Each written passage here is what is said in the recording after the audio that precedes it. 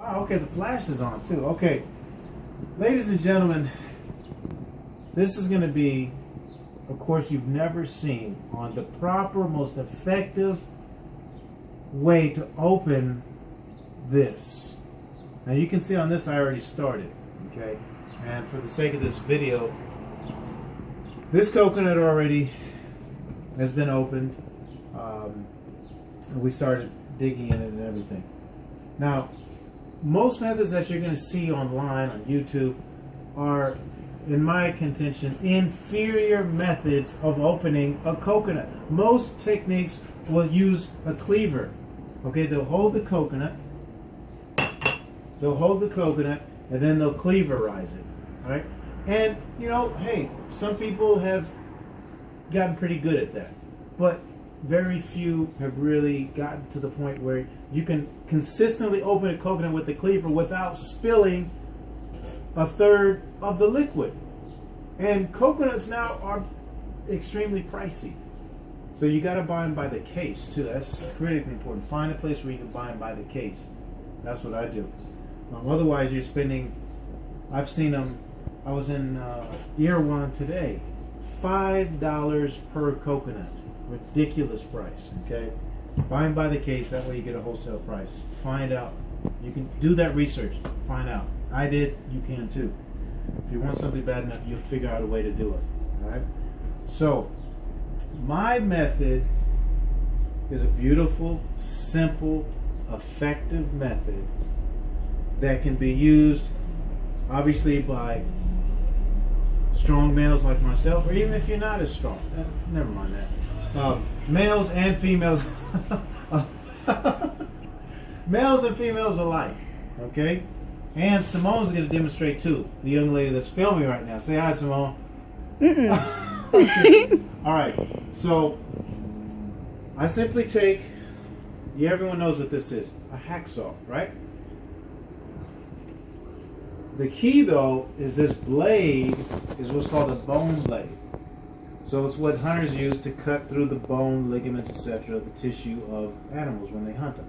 It works perfect with coconuts.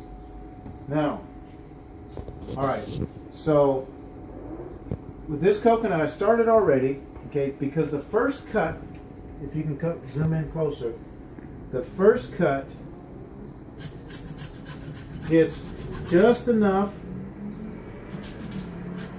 Now, is this a little more time consuming, especially when you're first learning it? Yes. A little more time consuming than using a cleaver? Yes.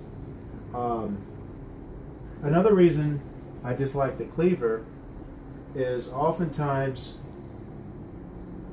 and if you don't already know, I'm going to tell you now, all these coconuts unfortunately are dipped in some type of chemical solution to preserve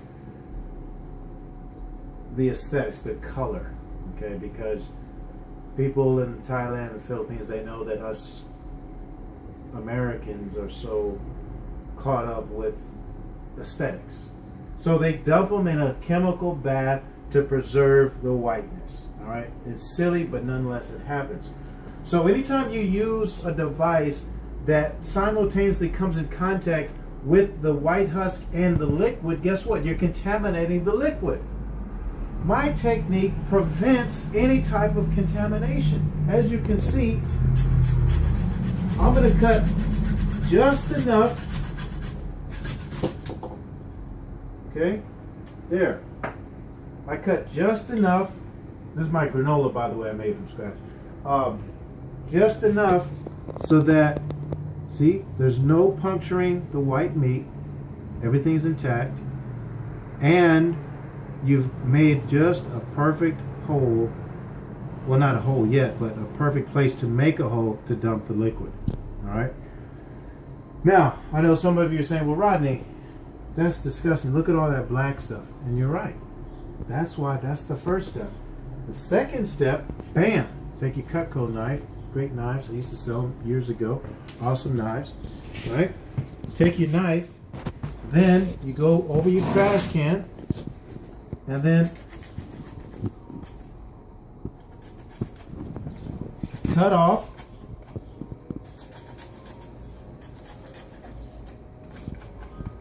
the other part. All right, this way, if you wanted to, you could drink directly from, once you rinse it off, of course. All right, tell me that's not beautiful. That's beautiful. Then you come back in here and bam, you simply rinse it off, right? Everything is clean. You can drink right from this. No liquid has been spilled. Everything's intact. Now, some people may say, well, shoot, that's so much work, Rodney. I'll just go buy the processed coconut water that's in a little case, right? That's already extracted from the shell. And you're right, you can. But guess what? You're getting processed coconut water. None of those processed, prepackaged coconut waters, none of them taste as good as the actual real thing. Why? Because in order for them to in order for them to sit in a container that is kept on the shelf in the store, guess what? It has to be pasteurized. It has to be either flash pasteurized or processed in some way that destroys the life force in the liquid. When you destroy the life force, what's the point? Right? Plus, with the packaged coconut waters, you don't get any of the coconut meat. And what if you want to make yogurt? What if you want to make coconut milk? You know, the best coconut milk is the water with the meat and some cinnamon, and bam, you have the ultimate coconut milk. So, all right, so now that the coconut's ready, bam, you just take your knife and bam, you cut out the little piece, and then voila, bam, take your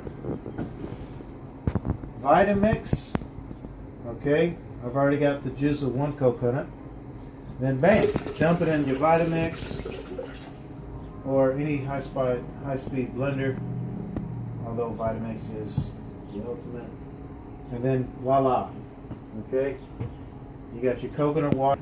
Also notice, another reason you could tell if a coconut is good or bad is oftentimes the bad coconuts will have